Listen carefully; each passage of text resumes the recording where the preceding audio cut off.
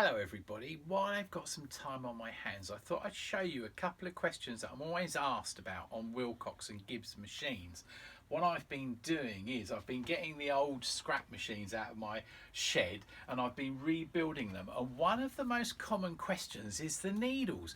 The needles are unique on Willcox and Gibbs, and so they have a little groove down the shaft and you can only use Willcox and Gibbs needles. Aha, you don't have to. There is a little conversion that we can do. Actually, I can show you on this one here if I can get the needle bar out. Now, the needle bar on the Willcox and Gibbs comes out with one screw. Hang on, let me put my glasses on. And if you undo this screw here, this is so simple. Okay, take the screw out, and then we're going to undo the needle bar itself. Now the needle bar, the only thing that's stopping it coming out is the needle bar nut that holds the needle in, and then you can take it straight out. Actually, interestingly, this nut is another thing that we're always asked about, because everybody goes, oh, I haven't got a needle bar nut. Actually, you can use pretty much anything. I'll show you. Let me just see. I'll open my little box of nuts and grab anything roughly right. That looks about roughly right.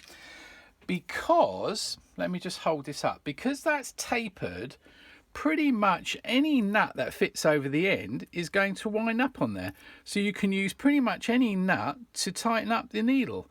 So that's one question out the way. So let's go on to the other question, is the needles. Now, the Willcox and Gibbs needles are a pain and they're expensive. However, there is a needle called a DC27 or a B27 that fits beautifully, but it hasn't got a groove. So what do we do? Now, when you're looking at the needle bar, there's two tiny little lines down the needle bar on either side, and there's a third line down there, and in that line there is a tiny little peg, and all what we have to do is drill that peg out. So what I do is I get a drill that, hang on, let me just see. Oh, I think that's 5/64, but basically put the drill up, offer it up, and if it goes into the first part, then you've got roughly the right size. You can use a metric or imperial or whatever, and then you put that into a drill piece and you turn that, and because that little slither of steel is softened, that will just cut it out. And then once you've cut that out, you can insert a normal DC27 or B27 needle will go straight up there, excuse me. That now, interestingly, the only thing you have to do is make sure that you get, if you can just get a close up on here, the needle has a long groove down one side. This is all needles actually. And on the other side, it has a little cutout just above the eye of the needle. And now that's called the scarf.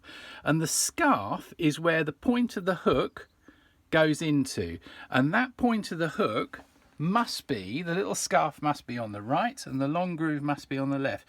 So you insert your new needle up, tighten it up with any adjustable spanner. You don't have to have anything special. And you then have a perfect needle that costs you tuppence and is easily available, and you can run your little sewing machine. Oh, I'll tell you another tip while we're at it. Can you see my nice row of glasses here? If you ever want to double up and you're looking at something very close, just bung two pairs of reading glasses on. You might look like an idiot, but it doubles everything crystal clear. So instead of going to the opticians, you can use that as well. I hope you enjoyed that. Bye for now.